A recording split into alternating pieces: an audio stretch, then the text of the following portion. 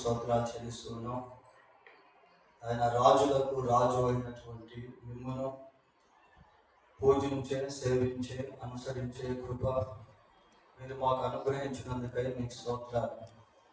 మరొక పర్యాయము మీ వాక్యాన్ని ధ్యానం చేస్తూ ఉండగా మీ వాక్యము ద్వారా మమ్మల్ని బలపరచండి, మాతో మాట్లాడండి.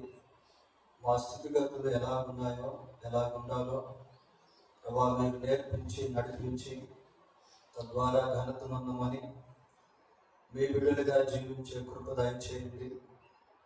ఆయన ఈ భూమి మీద సజీవంగా ఉన్నటువంటి మేము ఈ భూలోకంలో యుద్ధ నిమిత్తమై బ్రతకాలో మీరే నేర్పించి నడిపించమని మా రక్షకుడైన యేసుక్రీస్తు ఉన్నతమైన నామంలో ప్రార్థన చేస్తున్నాం తండ్రి. ఆమేన్.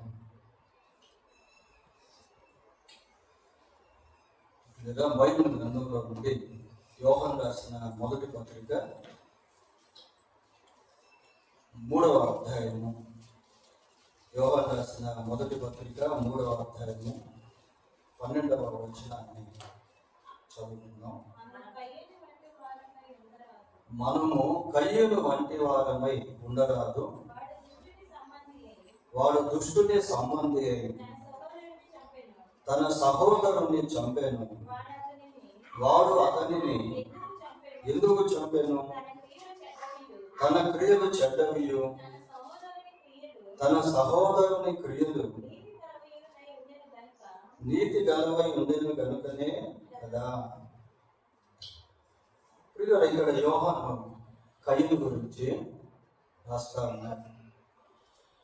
కయ్యూను తన తమ్ముడైనటువంటి హేబెలును చంపేశాడు. ఎందుకు చంపాడు అన్నటువంటి ప్రశ్నకు ఆదికాండంలో 4వ అధ్యాయంలో మనకు అంత జవాబు దొరకదు. కానీ స్పష్టంగా ఇక్కడ యోహాను రాస్తాను. వాడు అతన్ని ఎందుకు చంపాను? తన క్రియలు చెడ్డవియు, తన సహోదరుని క్రియలు నీతి గలవై ఉండేను కనుకనే. అలా మాట్లాడుతూ ఒక హెచ్చరిక అనేది ఇక్కడ మనము చూస్తా ఉన్నాం. ఏంటి అని అంటే, we should not be like కయ్యూను. మనము కయ్యూను వంటి వారమై ఉండరాదు.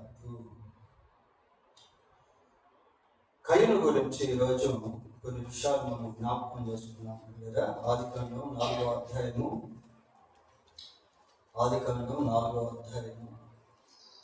ఈ 5వ వచనం నుంచి 14వ వచనం వరకు చదవక్కర్లేదు. కానీ మనం పరిశీలించినప్పుడు ఇందులో నుండి అనేకమైనటువంటి విషయాలు కయ్యూను గురించి మనకు అర్థమవుతాయి.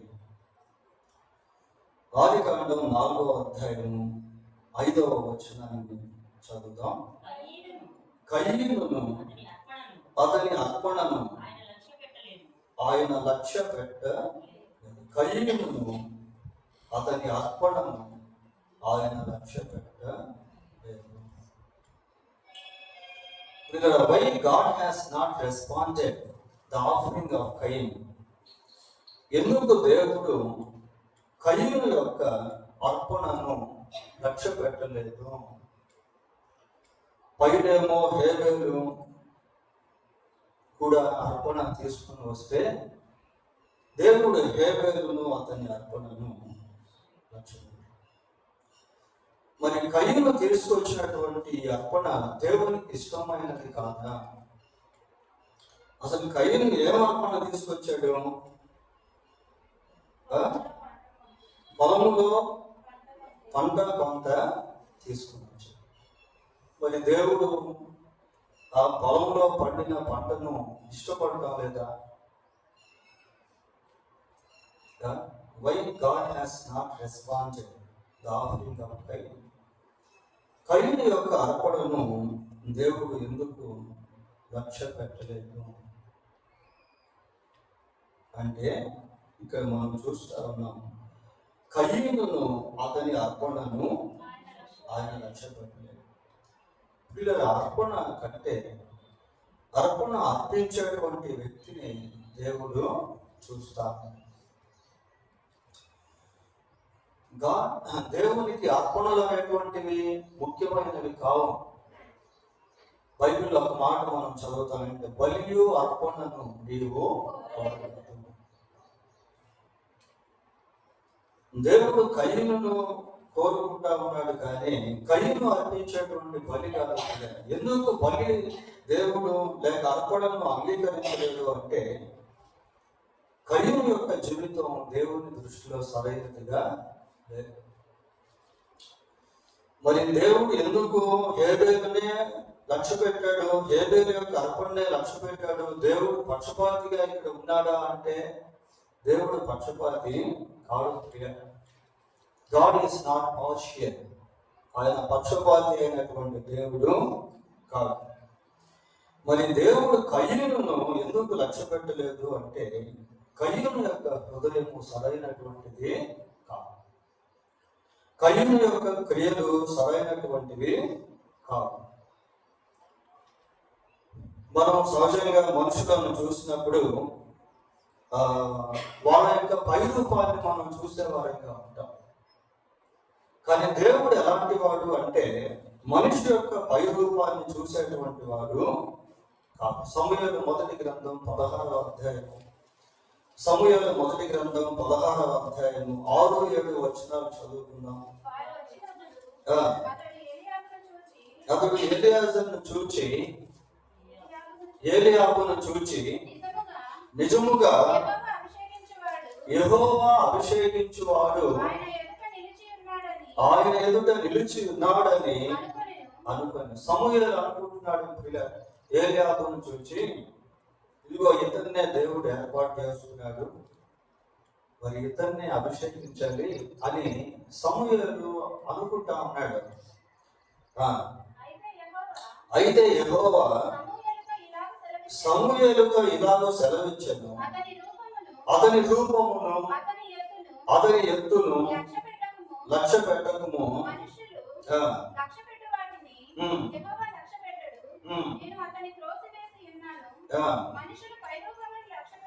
మనుషులు పై రూపమును లక్ష్య పెట్టుదురు గాని యెహోవా హృదయమును లక్ష్య పెట్టును. చూడండి పిల్లలు, దేవుడు పై రూపాన్ని లక్ష్య పెట్టడం. ఇతను ఎంత పొడవున్నాడు, ఇతనికి ఎంత ఆస్తుంది, ఇతనికి ఎంత ధనం ఉంది, ఇతనికి ఎంత చదువు ఉంది, ఇతనికి ఎన్ని తలాంతులు ఉన్నాయి, ఇతనికి ఎంత జ్ఞానం ఉంది,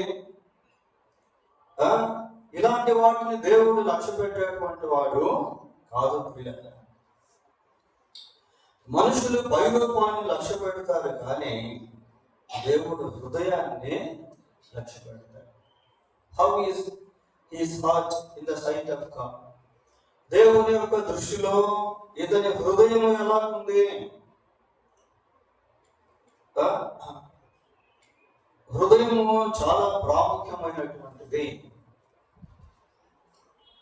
ఇర్మియా రాస్తాడు, ఏమని రాస్తాడు అంటే, హృదయము హృదయము అన్నిటికంటే మోసకరమైనది, అది ఘోరమైన వ్యాధి గలది, దాన్ని గ్రహింపగలవాడు. When we understand about our heart, మనము మన హృదయమును గురించి గ్రహించుకున్నట్లయితే, how is our heart in the sight of God? కొన్నిసార్లు మనుషుల దృష్టిలో మనం బాగానే ఉంటాం. మనుషులు పొగడతారు, మనుషులు హెచ్చిస్తారు, మనుషులు గనపరుస్తారు. కానీ మన హృదయం అనేటువంటిది సరిగా లేకపోయినట్లయితే దేవుని దృష్టిలో మనము ఓడిపోయినటువంటి వారమై ప్రియాలి. ఇక్కడ కయ్యూను యొక్క హృదయాన్ని దేవుడు చూస్తాడు. అందుకే అక్కడ మనం ఏమో చదువుతున్నామంటే, కయ్యూను అతని అర్పణను ఆయన లక్ష్య పెట్టలేదు. అటువంటి సమయంలో కయ్యూను ఏం చేయాలంటే, అరే, నా తమ్ముడు అర్పించినటువంటి అర్పణను దేవుడు అంగీకరించాడు, మరి దేవుడు నా అర్పణను ఎందుకు అంగీకరించలేదు అని ఆలోచించాల్సింది ప్రియ. అంతే కదా, దేవుడు నా తమ్ముడు యొక్క అర్పణను అంగీకరించాడు, మరి ఎందుకు దేవుడు నా అర్పణను అంగీకరించలేదు అని he should have checked himself. తను తాను పరిశీలించుకోవాల్సింది. పిల్లల దేవుడు ఎక్కడైనా దేని విషయంలోనైనా కార్యం చేయకపోతే, దేవుడు లక్ష్య పెట్టట్లేదు అని మనకు అర్థమైతే అక్కడ మనం ఏం చేయాలంటే ఆగిపోవాలి, తొందరపడకూడదు, ఆగి ఆలోచన చేయాలి.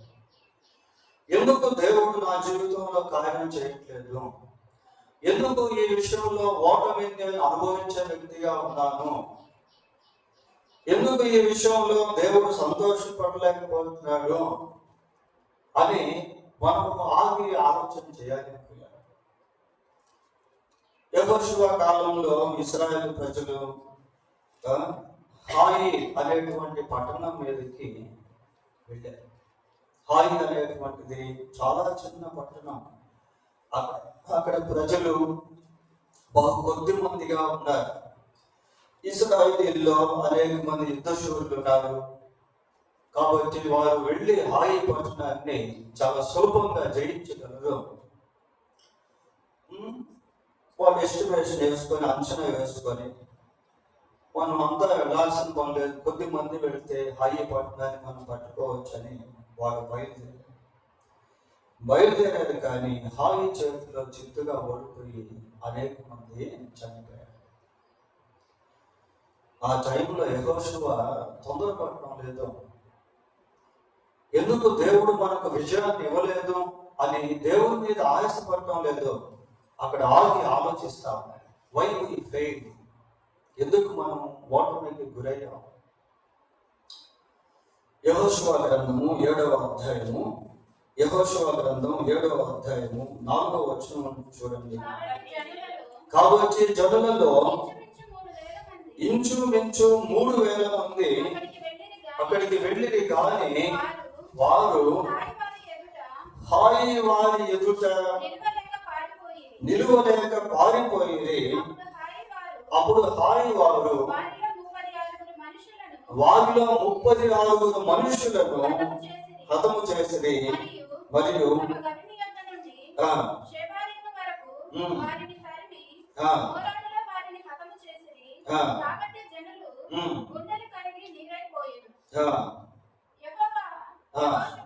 యెహోషువ తన బట్టలు చింపుకొని తానును ఇశ్రాయేలు పెద్దలను సాయంకాలము వరకు యెహోవా మందసము ఎదుట చాలు. చూడండి,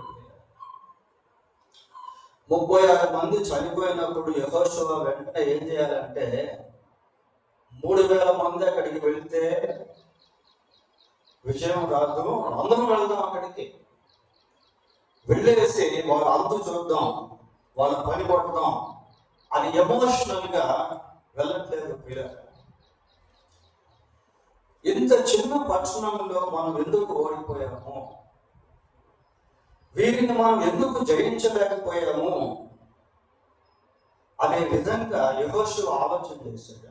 బట్టలు చింపుకున్నాడు. దేవుని సన్నిధిలో అందరూ కలిసి పరీక్షించుకుంటా ఉన్నారు. Why we fail to win the city? ఎందుకు మనం హాయి పట్టణాన్ని గెలవలేకపోయాము అని దేవుని సన్నిధిలో మొరపెడుతూ ఉంటే 10-11 వచనాలు చదవండి.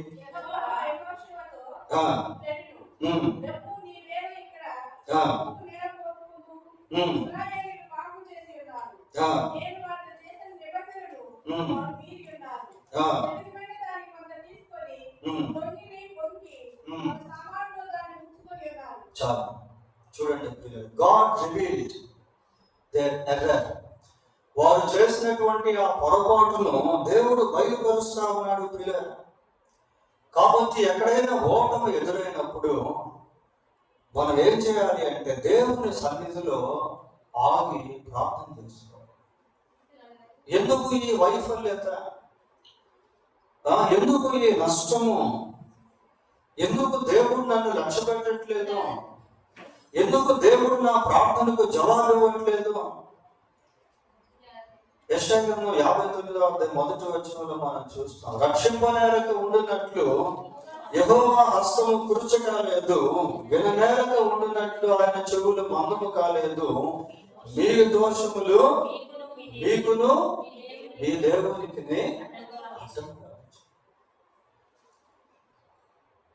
కాబట్టి ఆయన సహాయాన్ని పొందుకోలేకపోతున్నాడు. మొదట మీ చేతులను కడుక్కోండి అనే విధంగా అక్కడ మనం చూస్తాం. సరే, ఇక్కడ కయీను మరి అర్పణ తీసుకుని వచ్చాడు, దేవునికి అర్పించాడు బాగా. కానీ దేవుడు కయీను అతని అర్పణను లక్ష్యపెట్టలేదు.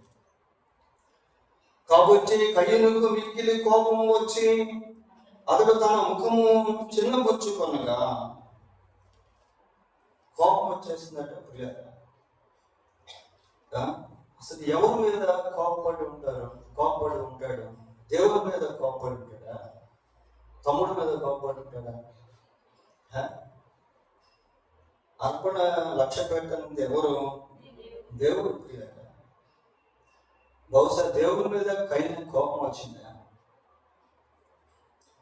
కొన్నిసార్లు కొద్దిమంది దేవుని పైన కూడా ఆయాసపడుతూ ఉంటారు, కోపపడుతూ ఉంటారు, దేవుని పైన అలుగుతూ ఉంటారు. సామెతల గ్రంథం 19వ అధ్యాయం 2-3 వచనాలు ఒకసారి చూద్దాం. ఏమా? ఒకడు తెలివి లేకుండా ఉండుట మంచిది కాదు, తొందరపడి నడుచువాడు దారి తప్పిపోవును, ఒకరి మూర్ఖత వారి ప్రవర్తనను తారుమారు చేయును, అట్టివాడు హృదయమున ఎవరి మీద కోపము? యెహోవా మీద కోపించు. కాబట్టి దేవుడి మీదే కోపించేటువంటి తత్వం. ఒకడు తెలివి లేకుండా మంచిది కాదు, తొందరపడి నడిచేవాడు దారి తప్పిపోయింది. ఇతనే తొందరపడి నడిచాడు కాబట్టి దారి తప్పిపోయాడు. ఒకరి మూర్ఖత వారి ప్రవర్తనను తారుమారు చేయను. మూర్ఖత్వం ప్రవర్తనను తారుమారు చేయను, అట్టివాడు హృదయమున యెహోవా మీద, దేవుని మీదే కోపము, దేవుని మీదే ఆయాసము, దేవుణ్ణి అపార్థం చేసుకునేటువంటి స్థితి.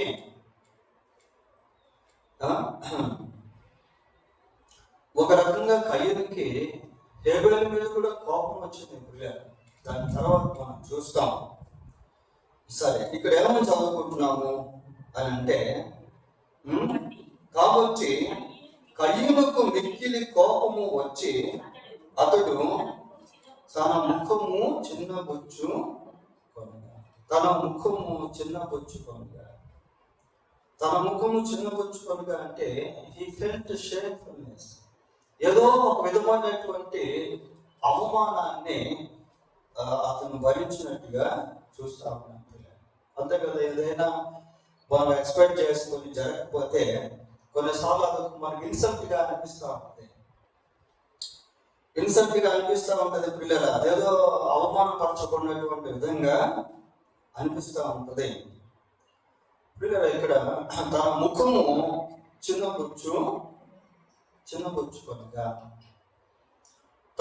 చిన్నబుచ్చుకొనగా, వాస్తవానికి కయ్యను ఏం చేయాలి అని అంటే, ఒకవేళ ఏదైనా పొరపాటు ఉంటే దాన్ని సరి చేసుకోవాలి. కొద్దిమందికి కొన్ని హెచ్చరికలు వచ్చినప్పుడు వాళ్ళు ఆయాసపడుతూ ఉంటారు, అలుగుతూ ఉంటారు ప్రియులారా. సరి చేసుకోవాల్సిన దానికి బదులు వారిని హెచ్చరించినటువంటి వారి మీద ఆయాసపడుతూ ఉంటారు. సామెతల గ్రంథంలో ఒక మంచి మాట మనకి కనిపిస్తుంది. చూడండి, 21వ అధ్యాయము, సామెతల గ్రంథం 21వ అధ్యాయము 29వ వచనం చదవండి. భక్తిహీనుడు తన ముఖమును మార్చుకొనును, యథార్థవంతుడు తన ప్రవర్తనను చక్కపరుచుకొనును.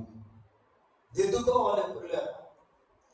దిద్దుబాటు కొద్దిమందికి అసహ్యముగా ఉంటుంది, దిద్దుబాటు కొద్దిమంది ఇష్టపడరు. ఇక్కడ ఈ వచనాన్ని మనం కొంచెం తీక్షణంగా ఆలోచిస్తే, భక్తిహీనుడు తన ముఖము మార్చుకొనును, యథార్థవంతుడు తన ప్రవర్తనను అంటే అర్థం ఏంటంటే, యథార్థవంతుడు కూడా కొన్నిసార్లు దారి తప్పిపోయే అవకాశం ఉంటుంది. కానీ దారి తప్పిపోయినప్పుడు ఏం చేస్తాడంటే, తన ప్రవర్తనను సరిచేసుకుంటాడు, చక్కపరుచుకుంటాడు. ముఖం మార్చుకోడు ప్రియులారా, ముఖం ముడుచుకోవడం, చక్కపరుచుకుంటాడు. ఉదాహరణకి దావీదు దేవునికి విరోధంగా జీవించినప్పుడు ప్రవక్త వచ్చి దావీదుతో మాట్లాడినప్పుడు వాస్తవానికి దావీదుకి ప్రవక్త మీద ఆయాసం రావాలి, నాతాను మీద కోపం రావాలి. నువ్వేంటి నన్ను హెచ్చరించేది, నా స్థాయి ఎంత, నీ స్థాయి ఎంత అనుకోవాల్సింది ప్రియులారా.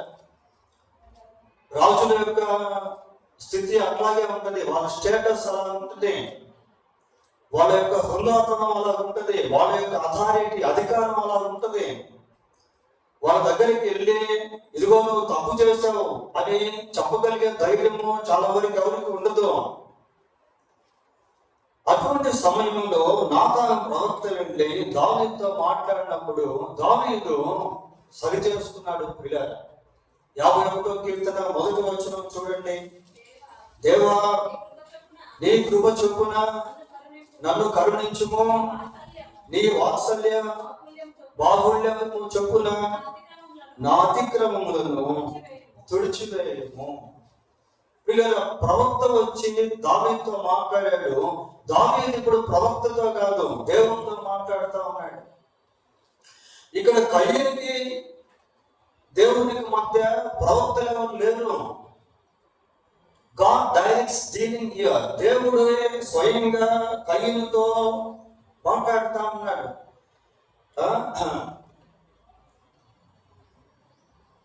కనుక కయ్యూనికి ఇంకా సమీపంగా దేవుడు ఉన్నాడు. There is no mediation between God and కయ్యూన్. దేవునికి కయ్యూనుకు మధ్య దావీదుకున్నట్టుగా మధ్యవర్తి ఎవ్వరు కూడా. ఆదికాండం, యెహోవా కయ్యూనుతో నీకు కోపమేలా, ముఖము చిన్నబుచ్చుకొని ఉన్నావు ఏమి, నీకు కోపమేలా, నీకు కోపమేలా అని దేవుడు మాట్లాడుతా ఉన్నాడు. God absorbs hour emotions. దేవుడు ఇక్కడ కయ్యూను యొక్క భావోద్రేకాలను గమనించేటువంటి వాడుగా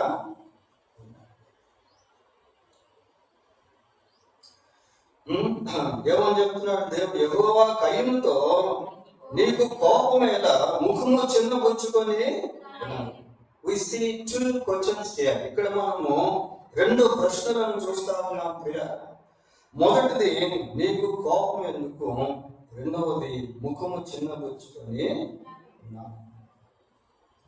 దేవుడు భావోద్రేకాల గురించి మాట్లాడతాడు. నిజంగా ఇది గొప్ప భాగ్యము ప్రియులారా. మన భావోద్రేకాలు ఎలాగున్నాయో అనేది మనం కొలత వేసుకోకపోతే అవి మనల్ని జయించేటువంటివిగా ఉంటాయి. దేవుని యొక్క వాక్యములో మన భావోద్రేకాలను మనం కొలత వేసుకునే వారంగా ఉండాలి.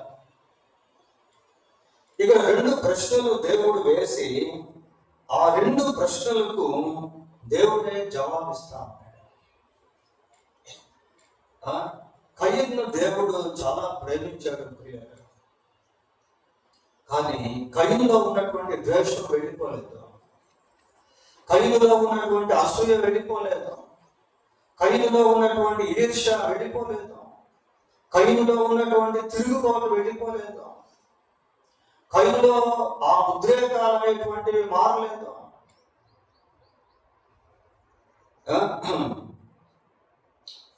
దేవుడు మాట్లాడుతున్నాడు, నీవు సక్రియ చేసిన ఎడల తల ఎత్తుకొని.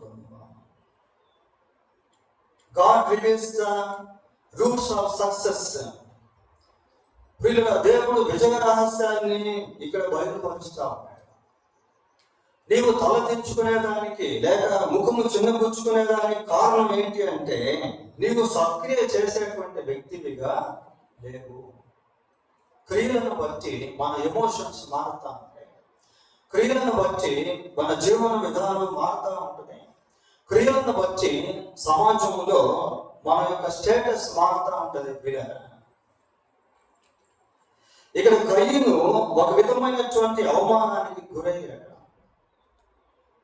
సమాజంలో క్రియలు సరిగా లేకపోతే మన జీవితంలో కూడా ఎన్నో అవమానాలు, ఎంతో అగౌరవము, ఎంతో అపకీర్తి అనేది మనం అనుభవించే వారంగా ఉంటాం. సక్రియల గురించి దేవుడు మాట్లాడుతూ ఉన్నాడు. నీవు సక్రియ చేసే ఎడల తలనెత్తుకొనవా అంటే సక్రియ అనేటువంటిది ఎలాంటిది అంటే మనకు గౌరవాన్ని తీసుకొచ్చేటువంటిది.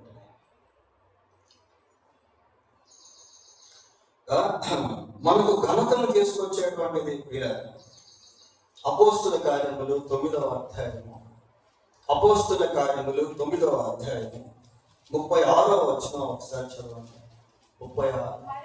మరియు యొప్పేలో తబిత అను ఒక శిష్యురాలు ఉండెను. ఆమెకు భాషాంతరమున దోర్క అని పేరు. ఆమె సక్రియలను ధర్మకార్యములను బహుగా చేసి ఉండెను. ఇక్కడ దోర్కను గురించి మనం చూస్తా ఉన్నాం. ఆమె సక్రియలను ధర్మకార్యములను బహుగా చేసింది. సక్రియలు చేస్తారు. ఆమె సక్రియలు చేయటం వలన ఆమె చనిపోయినటువంటి సమయంలో అక్కడ ఉన్నటువంటి వారు చాలా దుఃఖపడ్డారు, చాలా బాధపడ్డారు. అయ్యో ఈమె అప్పుడే చనిపోయింది, అకాల మరణానికి గురైంది. ఎంతమందికి ఆమె సహాయపడిందో, ఆమె యొక్క సత్ప్రవర్తన ఎంతమంది చూశారో, ఆమె యొక్క సక్రియలు ఎంతమందికి వేరు చేశాయో, ఆమెకు ఘనతను తీసుకొచ్చాయి. సక్రియలు అనేటువంటివి చాలా ప్రాముఖ్యం. తీతుకు రాసిన పత్రిక 2వ అధ్యాయము, తీతుకు రాసిన పత్రిక 2వ అధ్యాయము 14వ వచనాన్ని చదువుకుందాం. మనలను విమోచించి సక్రియలందు ఆసక్తి గల ప్రజలను తన కోసము పవిత్రపరచుకొని తన సొత్తుగా చేసుకొనుటకు తను తానే మన కొరకు అర్పించుకొని. చూడండి పిల్లలు, ఆయన సమస్తమైన దుర్నీతి నుండి మనలను విమోచించి సక్రియలందు ఆసక్తి గల ప్రజలను తన కోసము పవిత్రపరచుకొని, సక్రియలందు ఆసక్తి కలిగినటువంటి ప్రజలను తన కోసము పవిత్రపరచుకొని, తన కోసము. మరి సక్రియలందు ఆసక్తి ఉంటే మళ్ళీ పవిత్రత దేనికి? God seeks perfectness. దేవుడు పరిపూర్ణతను కోరుకునేటువంటి వాడుగా ఉన్నాడు. ముఖ్యంగా తన ప్రజల్లో సక్రియలు ఎవరైతే ఆసక్తి కలిగి ఉంటారో వారిని దేవుడు తన ప్రజలుగా చేసుకుంటా ఉన్నాడు.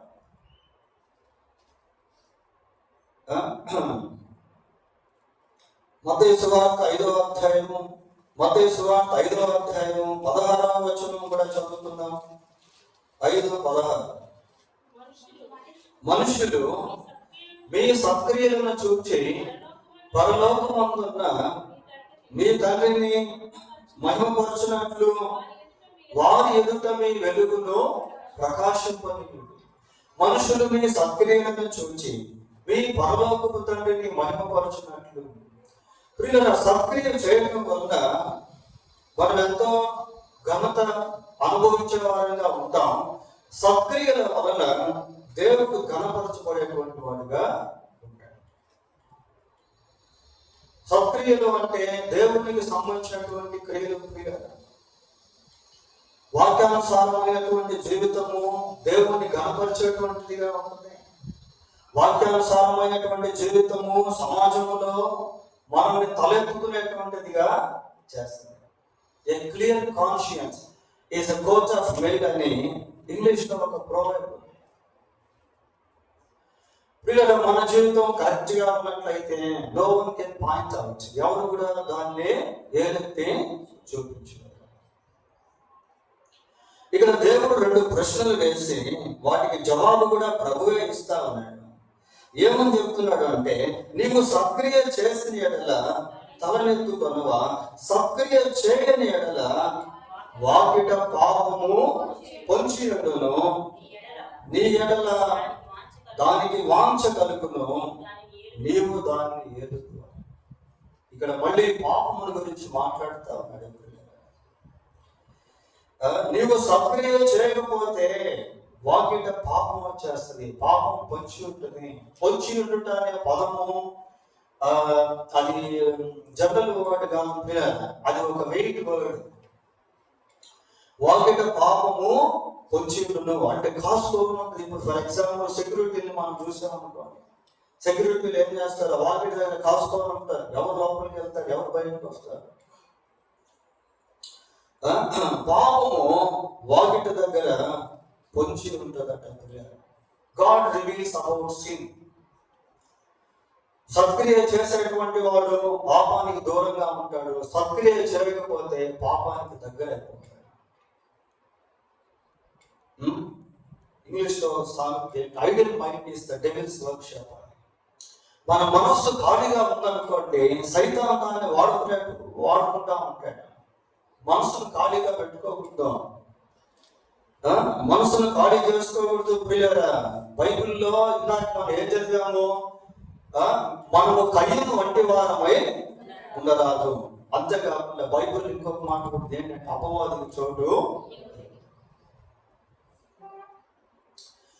ఇక్కడ దేవుడు గాడ్ రివీల్స్ అబౌట్ సిన్, దేవుడు పాపముల గురించి బయలుపరుస్తాడు. సక్రియల గురించి మాట్లాడాడు, పాపముల గురించి కూడా మాట్లాడతాడు. What is the definition of sin?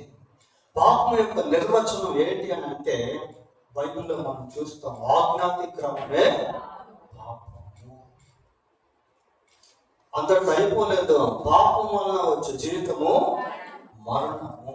అంటే దేవుని వాక్యంలో పాపం అంటే ఏంటో, పాపానికి వచ్చే ప్రతిఫలం ఏంటో అనేది చాలా స్పష్టంగా దేవుడు రాయించాడు.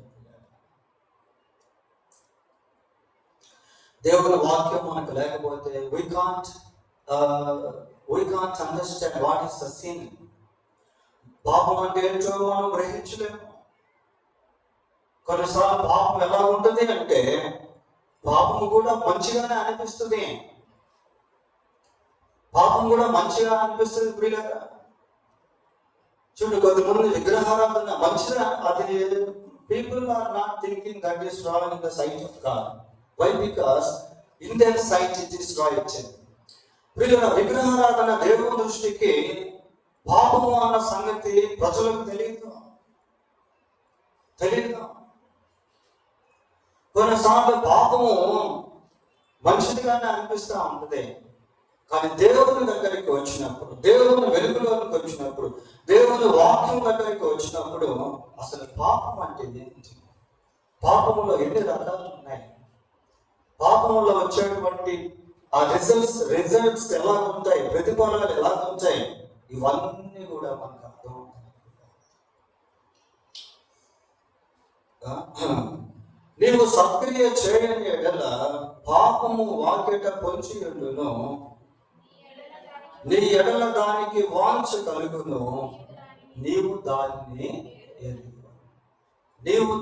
ఏలుదువు. అంటే నీవు పాపం పైన అజమాయిషిని కలిగి ఉంటావు. ఒక లాజిక్ ఏంటి అంటే, ఫస్ట్ పాపము మన దగ్గరికి వచ్చినప్పుడు మన మీద దానికి ఎటువంటి అధికారం ఉండదు. ఎప్పుడైతే మనం పాపం చేస్తామో అప్పుడు పాపానికి మన మీద అధికారం వస్తుంది. అది లాజిక్. అంటే పాపము చేయు ప్రతి వాడు పాపమునకు దాసుడు. అంటే పాపం చేసిన తర్వాత పాపం మన మీద యజమానుడు అయిపోతుంది. పాపం చేయక ముందు మనం పాపం మీద యజమానులుగా ఉంటాం. పాపం చేయొచ్చు, చేయకుండా ఉండొచ్చు. చేస్తే you will become a slave to sin. నీవు పాపమునకు బానిసం అయిపోతావు. ఇక్కడ చూడండి, ఒక అధికారం గురించి దేవుడు మాట్లాడుతున్నాడు. పాపము పొంచియుండును, నీ ఎడల దానికి వాంఛ కలుగును, నీవు దానిని నీ ఎడల దానికి వాంఛ కలుగును. పాపము ఎంతో ఆకర్షణీయమైనటువంటిది ప్రియ.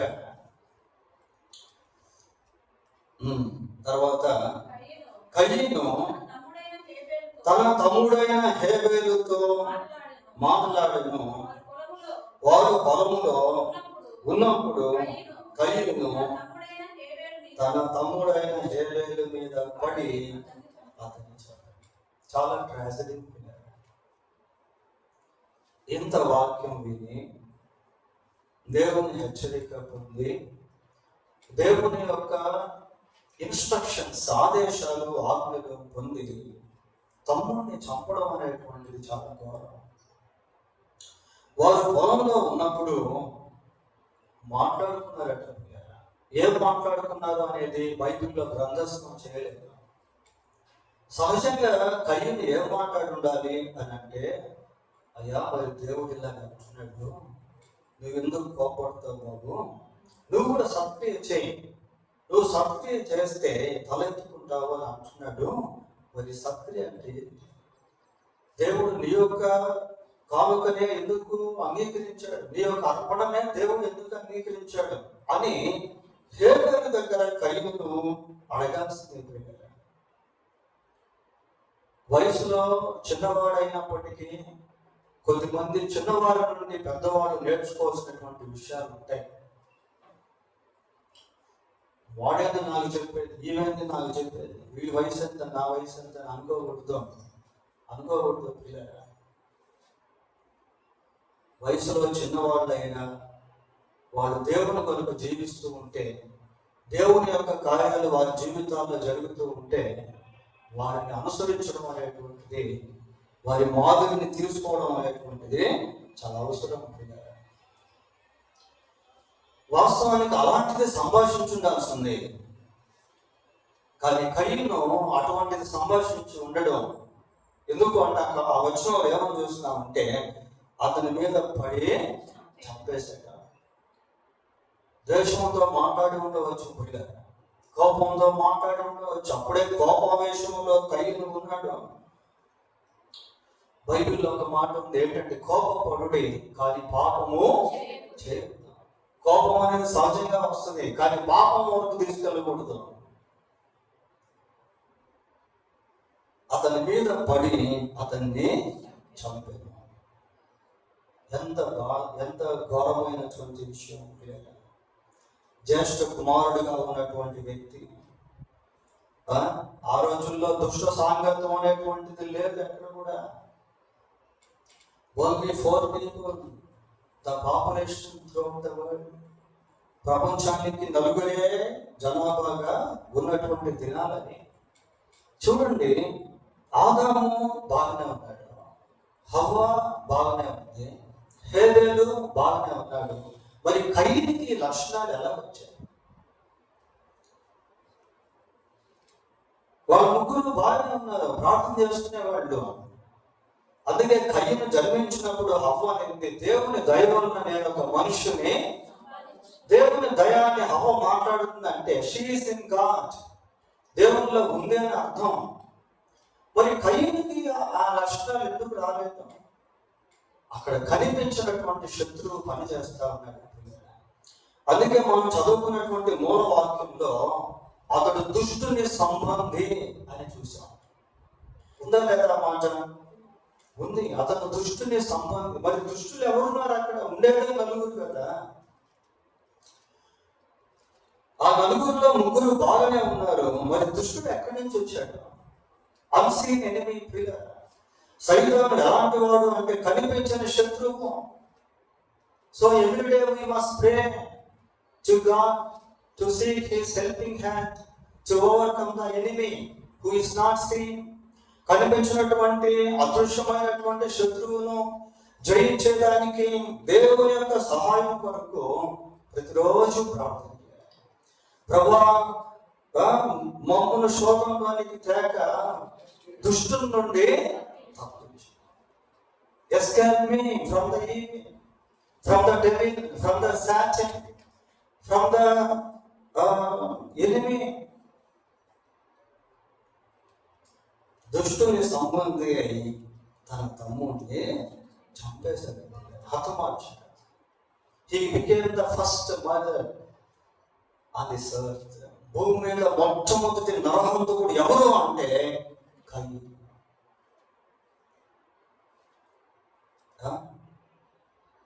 చంపేసిన తర్వాత ఏమైంది? యెహోవా, నీ తమ్ముడైన హేబేలు ఎక్కడున్నాడు? కయ్యూను. ఈ ఆదికాండం 4వ అధ్యాయం మొదటి నుంచి 14-15 వచనాల వరకు మనం గమనిస్తే దేవుడు హేబేలుతో ఎక్కడ మాట్లాడలేదు. హేబేలుతో ఎక్కడైనా మాట్లాడిన దాఖలా మనకు కనిపించదు. కానీ కయ్యూనుతో చూడండి ఎన్నిసార్లు మాట్లాడుతున్నాడు. మళ్ళీ కయ్యూనుతో దేవుడు మాట్లాడుతాడు. ఏమని మాట్లాడుతున్నాడు? నీ తమ్ముడైన హేబేలు ఎక్కడున్నాడు? నీ తమ్ముడైనటువంటి హేబేలు ఎక్కడ? దేవుడు మళ్ళీ కయ్యూనుకు ఒక అవకాశం ఇచ్చాడు. ఇప్పటికైనా కయ్యూనులో మార్పు రావాలి. బైబిల్లో యెహెజ్కేలు గ్రంథంలో ఒక మాట ఉంటుంది. ఏమంటుందంటే, దుష్టుడు మరణము నొందుట నాకు సంతోషము కాదు, అతడు తన ప్రవర్తన దిద్దుకొని బ్రతుకుటయే నాకు సంతోషం. నీ తమ్ముడైన హేబేలు ఎక్కడున్నాడు అని అంటే, అప్పుడు కయ్యూను ఏం చేయాలి? అయ్యా ఏదో ఉద్రేకంలో నువ్వు చెప్పినా వినకుండా ఎమోషనల్గా నా తమ్ముడిని కొట్టారు, నా తమ్ముడు చనిపోయాడు. యథార్థవంతుడు తన ప్రవర్తనను చక్కపరుచుకుంటాడు. ఇక్కడ కూడా ఒక అవకాశం వచ్చింది. మళ్ళీ అవకాశాన్ని కయ్యూను పోగొట్టుకుంటాను. నీ తమ్ముడు ఎక్కడా అన్నప్పుడు నా తమ్ముడిని నేను చంపేశాను అని కయ్యూను అనాల్సింది. పిల్లలు ఏమనుకున్నాడు? God smooth question, Cain rash answer. ఏమంటున్నాడు?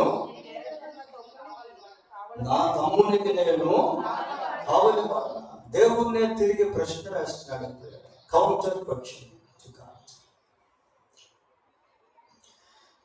నీ తమ్ముడైన హేబేలు ఎక్కడ ఉన్నాడని కయ్యూను అడుగుగా అతడు, నేను ఎరుగను, నా తమ్మునికి నేను కావలి వాడునా అని. నా తమ్మునికి నేను కావలి వాడునా అని. చూడండి పిల్లగా, అంటే కయ్యూనులో ఉన్నటువంటి ఆ తిరుగుబాటుతనం, కయ్యూనులో ఉన్నటువంటి కఠినత్వము సరిచేయబడటం లేదు. కొద్దిమందికి అంత దేవుని వాక్యం వచ్చినప్పటికీ, దేవుడు ఎన్ని హెచ్చరికలు ఇస్తూ ఉన్నప్పటికీ హృదయాన్ని సరి చేసుకోరు పిల్లలు. హృదయాన్ని కఠినం చేసుకుంటానే ఉంటారు. ఫరోలాగా కొద్దిమంది జీవిస్తూ ఉంటారు. ఎన్ని నష్టాలు వచ్చినా, కష్టాలు వచ్చినా, శ్రమలు వచ్చినా, బాధలు వచ్చినా, వ్యాధులు వచ్చినా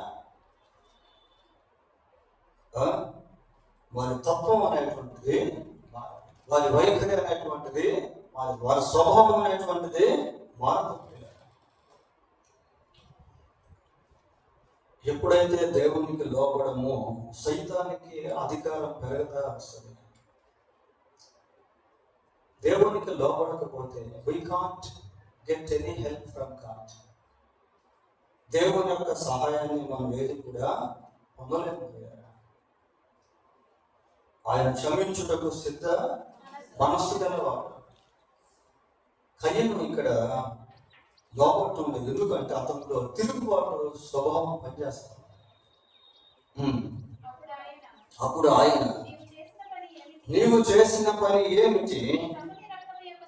నీ తమ్ముని రక్తము యొక్క స్వరము నేలలో నుండి నాకు మొరపెట్టుచున్నది. కావున నీ తమ్ముని రక్తమును నీ చేతిలో నుండి పుచ్చుకొనుటకు నోరు తెరిచిన ఈ నేల మీద ఉండకుండా నీవు శపింపబడిన వాడవు. నీవు నేలను సిద్ధపరచినప్పుడు అది తన సారము ఇక మీదట నీ తీయదు. నీవు భూమి మీద దిగులు పడచ్చు, దేశ దిమ్మనివై ఉండువను. ఇక్కడ మనం నేర్చుకోవాల్సినటువంటి పాఠము, ఈ పాఠం ఒకటి ఇక్కడ చూడండి. వచ్చినప్పుడు మనం కొంచెం మనసులో పెట్టుకొని కొంచెం లోకం వైపు చూసాము. బైబిల్లో ఒక మాట ఉంటుంది, గలతీ పత్రికలో ఏముంటుందంటే, ఒక మనుషుడు ఏది విత్తునో అదే పంట.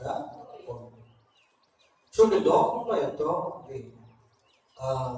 రకరకాల పాపములు, రకరకాల దోషములు, రకరకాల అపవిత్రత చేసి వాటి యొక్క ప్రతిఫలాన్ని అనుభవిస్తా ఉన్నారు.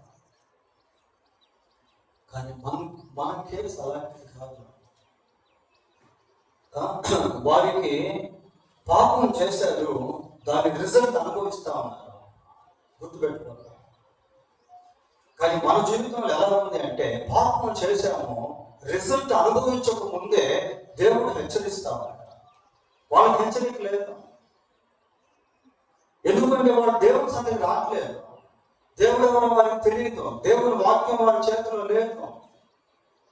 వారికి మనకు ఉన్నటువంటి వ్యత్యాసం అలాంటిది. దావీదు పాపం చేసినప్పుడు దావీదు యొక్క కుటుంబంలో కూడా దేవుని శిక్ష వచ్చింది. కానీ ఆ శిక్ష రాకముందు దావీదుకి ఆ శిక్షల గురించి దేవుడు ముందే బయలుపరిచాడు. ఇప్పుడు కయ్యూను ఇంకా శిక్షింపబడలేదు. శిక్షకు ముందే దేవుడు కయ్యూను ఎటువంటి శిక్ష పొందబోతున్నాడు అనేది బయలుపరిచాడు. లోకానికి అట్లేదు. లోకం పాపం చేశారు, శిక్ష అనుభవిస్తున్నారు. ఆ పాపానికి శిక్షకు మధ్యలో దేవుని వాక్యం వాళ్ళకి లేదు. కానీ మనకైతే దేవుని వాక్యం, మనకైతే దేవుని హెచ్చరిక ఉంది. కాబట్టి before facing the punishment we have to correct our when God speaks to us. ప్రియులారా, ఆ యొక్క శిక్షను అనుభవించక ముందే దేవుడు మాట్లాడుతూ ఉన్నప్పుడు దాన్ని సరి చేసుకోవాలి. అది ఇంపార్టెంట్. ఇక్కడ కయ్యూనుకు అవకాశం ఇవ్వబడింది, but he misused the opportunity. He failed to utilize the opportunity. అవకాశాన్ని సద్వినియోగం చేసుకోలేకపోయాడు. ప్రియులారా, ఇప్పుడు శిక్షలోకి వెళ్ళిపోతా ఉన్నాడు. ఎంత బాధాకరమైనటువంటి విషయం. ఎక్కడ కయ్యూను జన్మించాడు అంటే విగ్రహారాధన కుటుంబంలో జన్మించలేదు, వ్యభిచార సంబంధమైన కుటుంబంలో జన్మించలేదు. ప్రియులారా, నరహంతకుల కుటుంబంలో కయ్యూను జన్మించలేదు. కయ్యూను ఏ కుటుంబంలో జన్మించాడు అంటే భక్తిగల కుటుంబంలో జన్మించాడు. కానీ భక్తిహీనుడు అయిపోయాడు. తమ్ముడు భక్తిపరుడు, నీతిమంతుడు. తమ్ముడు గురించి ఇందాక యోహాను రాశాడు, హెబ్రీ గ్రంథకర్త కూడా తమ్ముడు గురించి రాశాడు. అటువంటి భక్తి సంబంధమైన సత్క్రియలు చేసేటువంటి వ్యక్తిగా, సత్క్రియలు చేసేటువంటి తమ్ముడిని కలిగి కయ్యూను దారి తప్పిపోవడం అనేది ఎంతో విచారం. కొన్ని కుటుంబాల్లో పరిస్థితి ఎలా ఉంటాయంటే, భర్త చాలా ప్రార్థనాపరుడుగా ఉంటాడు, చాలా భక్తిపరుడుగా ఉంటాడు, దేవుని కొరకు జీవించేటువంటి వ్యక్తిగా ఉంటాడు. కానీ భార్య ఫెయిల్ అయిపోతే, భార్య భర్త అడుగుజాడల్లో నడవలేకపోతుంది. ప్రియులారా, దానికి చక్కటి ఉదాహరణ లోతు యొక్క కుటుంబం. లోతు నీతిమంతుడిగా ఉన్నాడు, దేవుడు ఎరిగినటువంటి వాడిగా ఉన్నాడు, దేవుని హెచ్చరిక పొందుకున్నటువంటి వాడిగా ఉన్నాడు. అటువంటి సొదొమ గొమొర్రాలో తన భక్తి జీవితాన్ని జాగ్రత్తగా కాపాడుకుంటున్నటువంటి వాడిగా ఉన్నాడు. కానీ భార్య భర్త అడుగుజాడల్లో నడవలేకపోయింది. ఎంత విచారం. అన్న తమ్ముని యొక్క అడుగుజాడల్లో నడవలేకపోతున్నాడు. భక్తి గల కుటుంబంలో జన్మించినటువంటి వ్యక్తే, కానీ దుష్టునికి స్థానం ఇచ్చాడు, దుష్టుని సంబంధిగా మారాడు. దేవుడు కయీనుతో మాట్లాడినప్పటికీ కయీను లోపట్టం లేదు. శిక్షలోకి వెళ్ళిపోతా, దుఃఖంలోకి వెళ్ళిపోతా ఉన్నాడు. అక్కడ ఒక మాట మనం చూస్తాం, భూమి మీద దిగులు పడుచు, సంతోషానికి బదులు దిగులు, కాపుదలకు బదులు కాపుదల లేనటువంటి స్థితి. తప్పిపోయినటువంటి కుమారుడు తండ్రికి దూరం అయిపోయినప్పుడు ఇలా ఉంది. He became alone. He became a slave. వీళ్ళ తప్పిపోయినటువంటి కుమారుడు తండ్రికి దూరం అయిపోయినప్పుడు ఎంతో ఒంటరితనాన్ని, సమస్తాన్ని కోల్పోయాడు. ఇప్పుడు కయ్యూను పరిస్థితి అలాగే ఉంది. దేశతిమ్మరైపోతున్నాడు. దేశతిమ్మరు అంటే అర్థం ఏంటి? నిలకడ లేనటువంటి జీవితం, ఒకరోజు ఇక్కడ ఒకరోజు అక్కడ, ఏం చేయాలో అర్థం లేని పరిస్థితి, చెదిరిపోయినటువంటి పరిస్థితి. God will correct everything. దేవుడు సమస్తాన్ని చక్కపరిచేటువంటి వాడిగా ఎప్పుడు అంటే మనం దేవుని సన్నిధిలోనే ఉండాలి. దావీదు దేవుని సన్నిధిలో నుండి బయటకు వెళ్ళలేదు, పాపంలోకి వెళ్ళాడు, మళ్ళీ దేవుని సన్నిధిలో పశ్చాత్తాపడ్డాడు, హెచ్చరిక తీసుకున్నాడు, అహంకారాన్ని పక్కన పెట్టాడు, దేవుని సన్నిధికి వెళ్ళి ప్రార్థన చేసుకుంటూ దేవుడు దావీదుని కరుణించాడు. ఇక్కడ కయ్యూను దేవుని సన్నిధికి వెళ్ళాల్సిన దానికి బదులు, దేవుని సన్నిధిలో ఉండాల్సిన దానికి బదులు ఏమంటున్నాడో తెలుసా? 14 చదివేదమ్మా.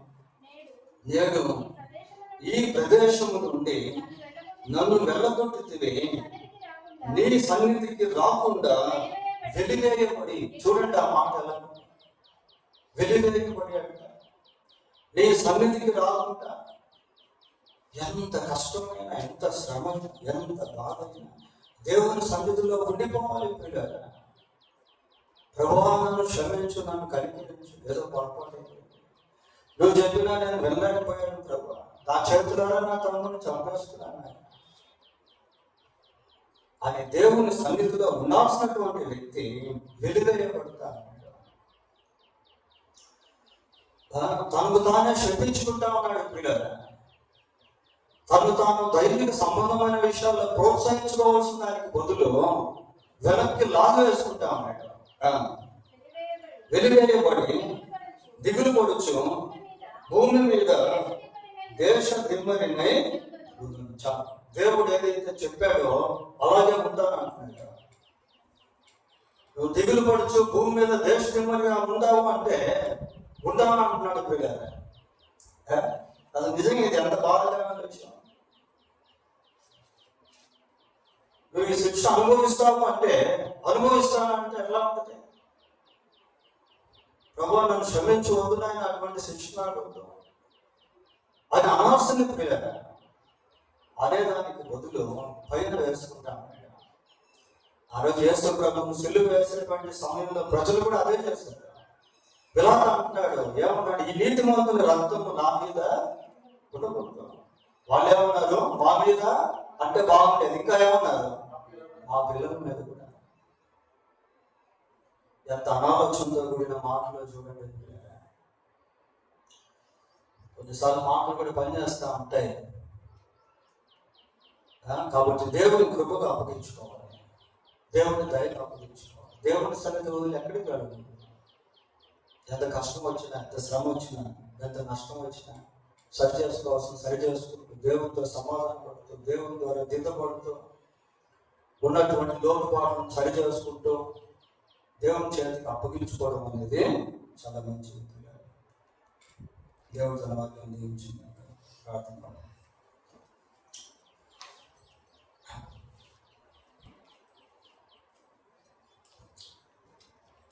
కృపగలిగిన మా తండ్రి, పరిశుద్ధుడు అయిన మా దేవా, మీకు వందనాలు, స్తోత్రాలు చెల్లిస్తున్నాము. మనము కయ్యూను వంటి వారమై ఉండకూడదు అని వాక్యం సెలవిస్తాము. మేము ఎవరి వలె ఉండాలో వారి వలె ఉండునట్లు, ఎవరి వలె ఉండకూడదో వారి వలె ఉండకూడనట్లు మీరే కనికరించి మాకందరికీ సహాయం చేయమని మా రక్షకుడైన యేసుక్రీస్తు పరిశుద్ధమైన నామంలో ప్రార్థన చేస్తున్నాము తండ్రి. ఆమేన్.